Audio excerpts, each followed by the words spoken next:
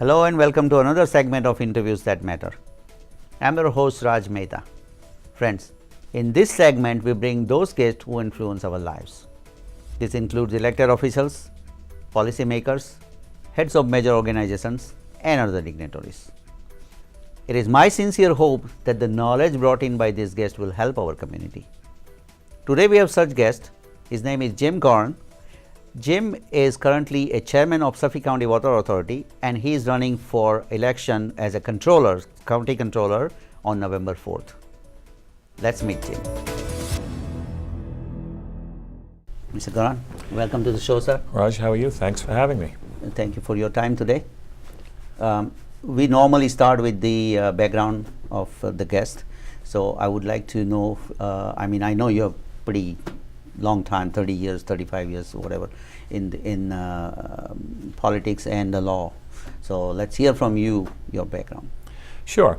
Well, I'm an attorney and I've been practicing my own individual practice in the town of Huntington for about 30 years, and I have represented kind of the gamut of legal work. I've represented small businesses, larger corporations.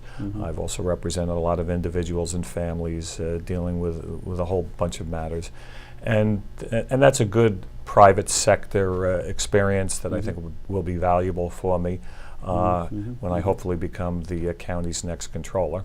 In terms of public service, I currently chair the Suffolk County Water Authority, which I have done as the chair for the last 4 years, and we've actually been very effective in streamlining and reducing costs, and we've actually reduced the payroll by 6% in 4 years without any layoffs. Earlier in my career, I was a member of the Suffolk County Legislature, which I was in that position for 3 terms. I chaired the Public Safety Committee for a while. I was on all the budget committees, and I was very active in a lot of efforts to streamline county government back then. I also was the youngest member ever elected to my town board in Huntington at the age of 26. And so I think I have a good, strong background both in government as well as in the private sector. I have not been involved in county government now for over 20 years, which I think is good, because I think the next controller has to be someone who's going to step in and is going to bring a fresh perspective to some of the fiscal issues we're dealing with. So we'll come back to the controller's race later. But let's start with the youngest person to be elected as the town council member, right? You do have a lot of accomplishment over there. So what do you think, what kind of accomplishment that you have while being a councilman? Well, at the age of 26, I really got a baptism by fire as a member of the town board. I learned a lot about government as it works at the real local level. One of the things I'm proud of that I did when I was on the town board was I wrote one of the first real ethics laws in the state of New York for any municipality, which made it very clear that elected and other public officials had to disclose all their income, would be forbidden from any conflicts of interest, and put a mechanism in place that really still exists today, and eventually sort of became a model for some state laws that were passed after that. I was also very active in the town board in updating our environmental laws. When I got there, the town was very lax. They really weren't following the State Environmental Quality Review Act and other laws to make sure that when we're developing properties and reviewing land use applications, that we're clearly looking at the environmental impact. So that is something that I did on the town board. I also implemented recycling. There had been no recycling in the town of Huntington before I was elected, and I did that, and preserved a lot of parks, preserved a lot of open space as a councilman. So I was very proud of the 4 years I served there. Right, yeah, you did a lot of things in 4 years. I did, I did. So now at the age of 26, right, you became the councilman. So who was your mentor? How did you decide to, like you came out of law and you started your own practice first? Yes, well, actually, I became an attorney and a councilman almost simultaneously. Oh, simultaneously. Yeah, Okay. I took the bar exam right after I won the election, and then I was admitted to the bar probably about 6 months into my term as a member of the town board. Wow. So it was a very busy time back then when I was a bit younger than I am today. But I've always had since a kid, had a strong interest in history and in government and in politics. If looking for role models, I think one of them was Robert Kennedy. Growing up as a kid, I watched him on television and just thought it was so tragic. What ended up happening to him, especially for the country, to his family and him, but for the country, because I think he would have become a great president. Looking back at others. Our Long Island president, Teddy Roosevelt, I thought really set the style for what a public servant should be, is somebody who really is going to take on special interests and do what is right and not be influenced by the power structure. Yeah. So really, I mean, anyone here in Long Island who you could say that you learn a lot. I'm sure that whenever we started this show, I mean, I had to learn a lot. So. Well, who I've learned a lot from is Tom DiNapoli. Okay. He is somebody who, as our state controller, I think has done an outstanding job in really helping to deal with some of the issues involved with state government, and he's a good friend. He has endorsed me, and in fact, we're going to work together on some joint audits and some joint projects. Also here, in New York State, I have been very fortunate to have known a few governors, but particularly Governor Mario Cuomo and our current governor Andrew Cuomo. I knew his father years ago when I first started involved in politics, both working on his campaigns and some interaction as an elected official. And he was a very strong governor and a very moral politician in his day, who I think did a lot to change the tone of politics. And current Governor Cuomo, Andrew Cuomo, I think has been very effective as governor. I know there are, people in my party who are upset over this, that, or the other thing, but it's really a minority group of people. I think the strong percent of people that I run into in Long Islanders and people I campaign with like the idea that he is taking on problems in New York State that have been ignored for so long. We had a dysfunctional state legislature. We had basically a budget that was never adopted on time, and that resulted in chaos, particularly for our Long Island school districts, who wouldn't know how much money they were getting in state aid when they were voting on adopting budgets, and it created quite a mess. And so when you look back at where we were today, in one term, he has accomplished quite a bit, and he is somebody that I will look to also, because his attitude towards government is that there isn't a Democratic way, there isn't a Republican way. Let's find a way, in terms of managing a government. Obviously, philosophies are different in what you believe in, and parties play a major role in that. But I think in terms of how you manage a budget and get a state functioning, and how you streamline a county government, it really is something that you just have to do on a professional basis, and that's what he's done. And I'm going to do some similar things when I hopefully become the next county controller. Obviously, he has accomplished a lot, and he has the guts to take on a lot of tough issues, which I definitely agree with you. 4 years in a row on-time budget, which was very remarkable in New York State history. You never had that. You never had that in New York State history, and able to also kind of bring Republicans and Democrats on the same side. That was also something.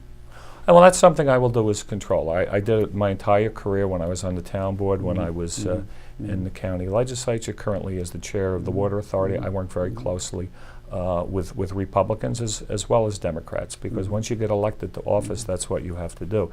And the county controller's position is an independent watchdog position. Right. You have to ignore politics. Right. You can't make decisions based on whether somebody's a Democrat or Republican or a conservative or independent. You just have to look at the facts, look at the issues, and do what is right. When you were, first time you got elected at the age of 26, right? I mean, you started with being a committee member, or, I mean. Oh, prior to being on town board, yeah, I was active, Active, right? in the Democratic Party.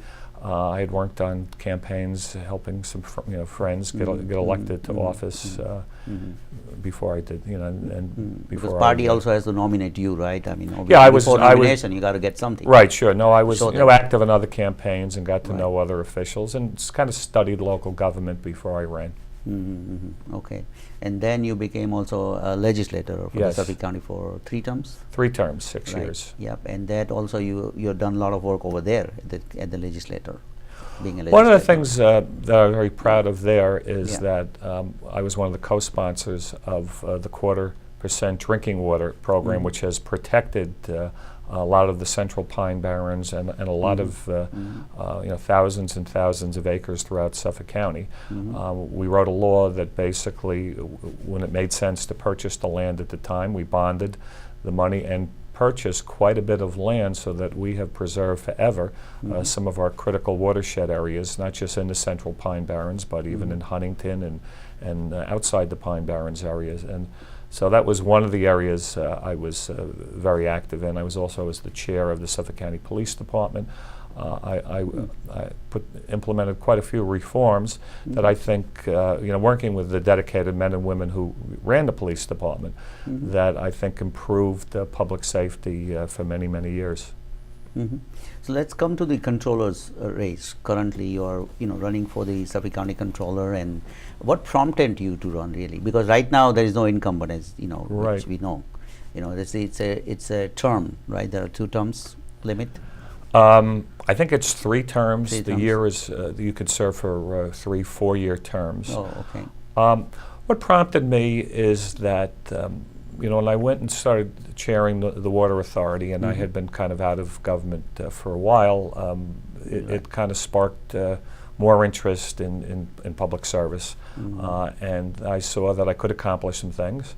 And so when it became clear that Joe Sawicki, the incumbent, was not able to run again because of the term limits, and there was an open race for the seat, I started exploring it and talking to some friends and my family as well, who helped me make the final decision. And I thought it was time for me to take a shot at getting back into it full time, which is what I'm doing now.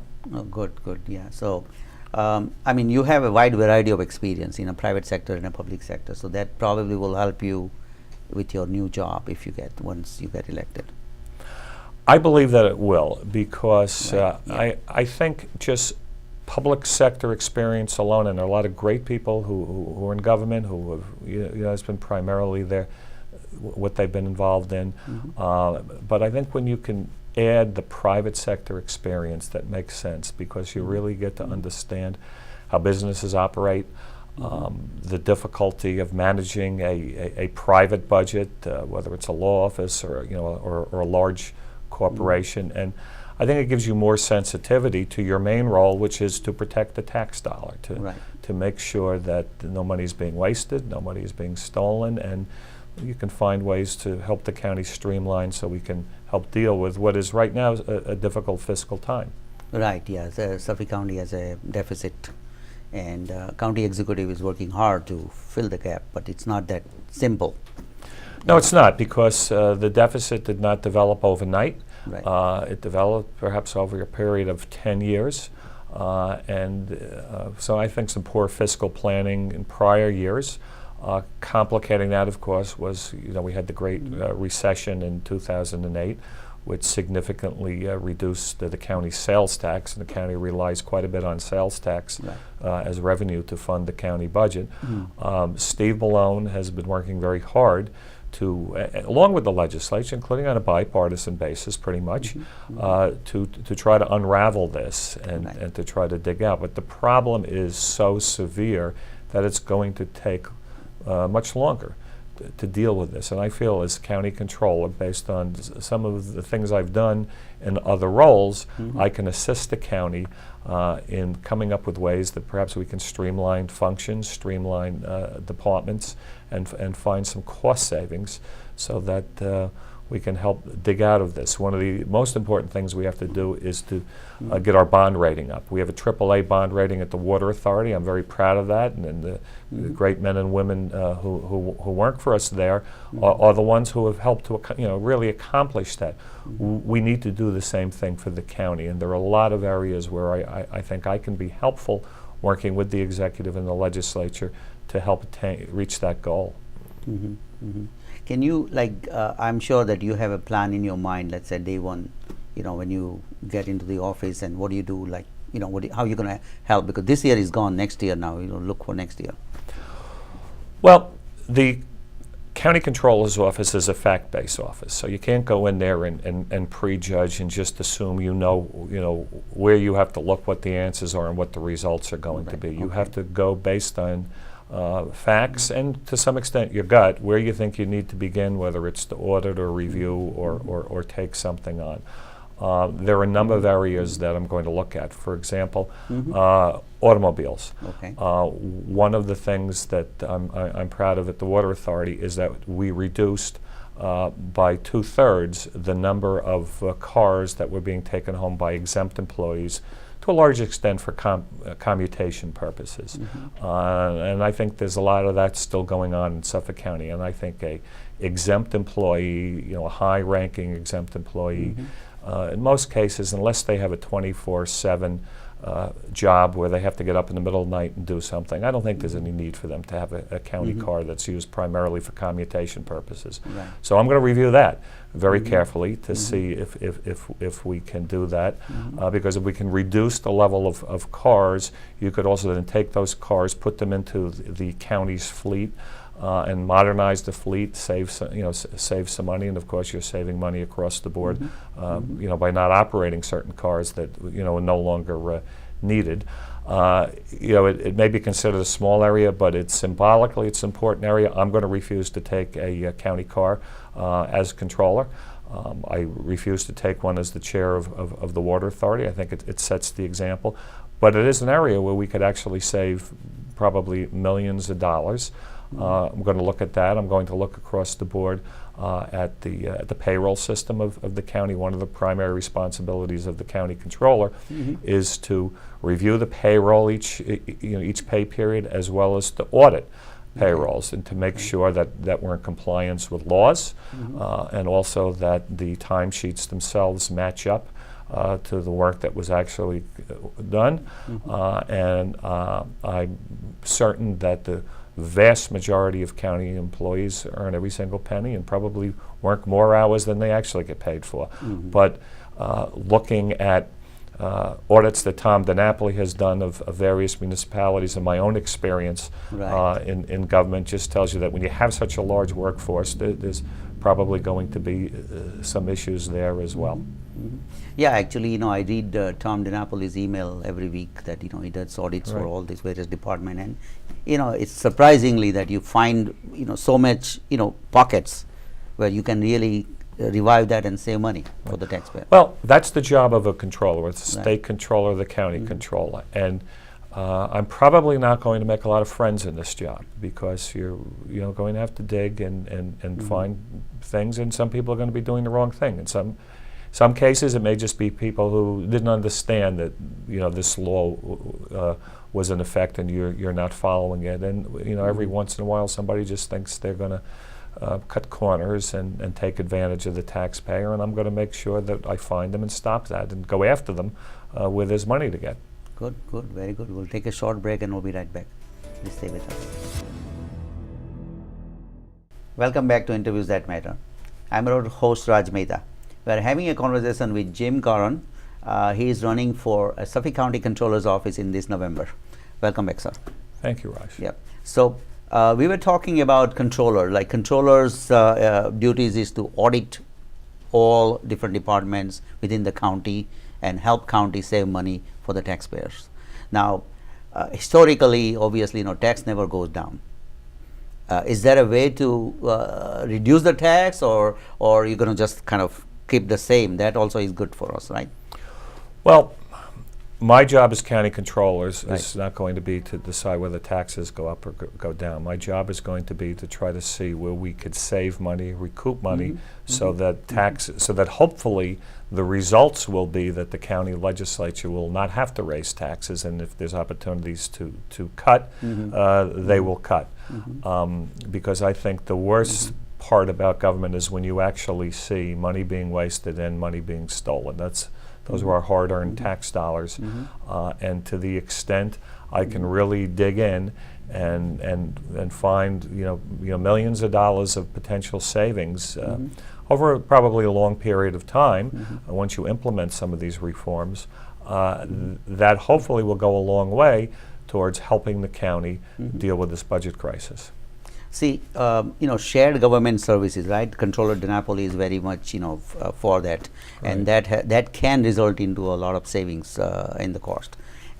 We have implemented the first shared government services portal in the country, actually in Great Neck, and we were hoping to expand that. And I believe that we also sharing all these costs with the school districts, like so many school districts there, right? They were all in. If they are able to do a purchase, cooperative purchasing, they can also reduce their costs, and thereby it's going to be benefiting county residents. All of those issues I'm going to look into as county controller. Especially we have a state Department of Transportation, we have a Suffolk County Department of Public Works, and we have town and village highway departments that all plow the streets when it snows. So I think there's a need for a simple discussion there about perhaps ways that people can work together. We can streamline and save some money where there's purchasing power. Those are some other areas that we can look at where the county may be able to work with other levels of government, so that not only the county saves money, but other levels of government can save it as well. Also, duplication of services is something that we need to look at very carefully. Is there a service that maybe is being performed elsewhere and there's no need to duplicate it? We will look at that. And consolidation of governments, I think, is important. One of the things that I was able to do with the Water Authority is we took over and now operate the East Farmingdale Water District, which was operating as a separate district. It had very difficult problems because of pollution plume from industrial contamination in the area from decades ago that now getting into the aquifer and impacting the wells. And by consolidating services, we're able to access water for them from other parts of the Suffolk County Water Authority system. And also, since we are larger, we're able to basically administer that small district more cost effectively than it was being done. And it was actually run at the time by Steve Malone when he was the town supervisor of Babylon, and so we entered into a 40-year agreement where we're now operating the system for this district, and it's working quite well. Good. How can you be an effective controller, right? Normally controller does audits and finds it and then reports it, but then you cannot implement. That's how it works. Well, no, you have the right, and in some cases the obligation to implement it in terms of making sure that legal action is taken to recoup money, particularly if there's outside contractors that have not fully performed on the contract and have already received the money from Suffolk County. Then you make sure there's litigation initiated to seek it back. The same thing would be if there's anybody who received payroll that they weren't entitled to. Similarly, you have to take action. Also, I believe the county controller can play a much more active role, similar to what Tom DiNapoli does, in not necessarily just auditing, but reviewing functions of government to see if there are ways for some cost savings in terms of the way we carry out some basic services, and offering plans to the county legislature and to the county executive, so perhaps they could restructure some departments when it comes to budget times, maybe streamline positions. We did that effectively at the Water Authority, and we worked with our collective bargaining unit, our union, to create what we call some hybrid positions, so that in effect now you have one person doing the job that two people were doing before. And efficiencies in government or potential for them are out there, I'm going to just look for them and hopefully find them. See, when you consolidate something like, the talk is also there, Department of Treasury and Controller can be merged, right, in the county. Well, that is up to the voters. Right. That will be on the ballot this year. Right. The proposition is to abolish the treasurer's office as an office, but merge the functions of that office into the county controller's office. It would take effect 3 years from the date the voters, if the voters approve it, 3 days, 3 years rather, from that effective date. And I think that would give me, as the next county controller, the time to work with Angie Carpenter, the current county treasurer, to assimilate the two offices. There would be immediate savings of $1.2 million, and I think also we could run a much more efficient combined financial management department. Right now, Suffolk County is the only county in New York State that elects both a treasurer and a separate office and a controller. And in fact, New York State had the same system going back for years. In 1920s, Governor Al Smith actually presented to the voters, and they approved merging then the state treasurer's office into the county, into the state controller's office, and that has worked very well for many, many years. It makes sense, though. I mean, right? I mean, it does. You not only with money. You not only have cost savings, but you have more. It'll be more efficient. You can manage the money more efficiently. The checks can be reviewed more efficiently, more accurately, and then there's a whole area where I think it will be better for the taxpayers. But it's going to be up to the taxpayers of Suffolk County or the voters that vote this year to determine whether or not they want to approve this merger. And if they do, then I'm fully ready to implement it. What is now let's talk about the campaign. What are the challenges in your campaign right now that you're facing? I think the biggest challenge is to try to convince people to vote this year, because whether you're a Republican, a Democrat, or independent, there seems to be a lot of apathy. I see a lot of people out when I go to festivals and fairs and campaigning here and there, which I'm very aggressively doing all over the county. People saying, oh, doesn't matter, Republicans or Democrats, you're all the same, nothing changes, my taxes keep going up, et cetera, et cetera. So there's a lot of cynicism. So the biggest challenge this year, I feel, for myself and other candidates of both parties is to take on the cynicism. And as far as I'm concerned, I'm saying to people, look, I'm different. I'm new. I was in office years ago, and I accomplished a lot. Talked to people that knew me back then, but also give me the chance to get in there, and I will make some changes, and we can see some differences. And so it's important for people to vote, particularly young people. A lot of young people not even registering to vote, and that's a shame because this is. This is their future, their democracy that needs to be protected and enhanced. And so the biggest challenge, I feel, is convincing people to actually go out and vote. And if you look at history, years and years ago, 100 years ago, you had 70–80% of the population voted. In this election, they predict 40–30% of the people may vote. And that's just among registered voters. And that isn't right. People need to vote. And so part of where we're focusing a lot of the energy of my campaign is just trying to tell people, please look at the issues. This is what I stand for. This is what I will do, and it is important to vote. Yeah, grassroots campaigning is more important. Number two, like everybody has to see you. And one thing is said that if you don't vote, don't complain. I believe in that. Right. Yeah. Obviously, you have to vote and you have to participate. Right. Yep. Right. Yep.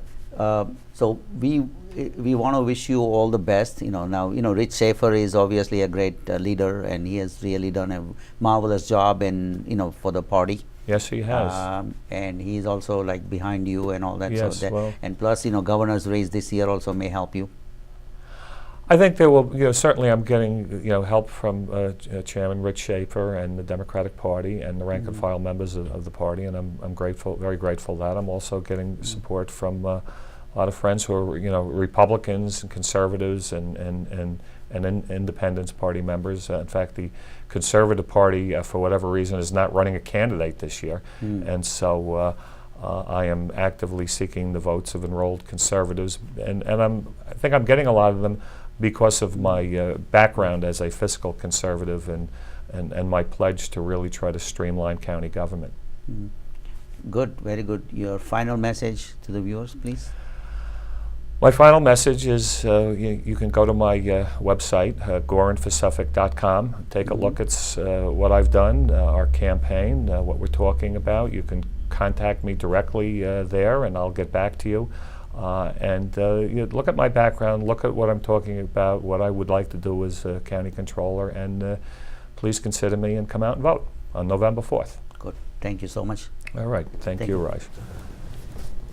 Thank you for joining us today. If you have any questions, comments, you can email me at rajmitv@gmail.com. That's again rajmitv@gmail.com. You can watch our prior shows on YouTube at youtube.com/Infosys International. That's youtube.com/Infosys International. Until next time, have a great week.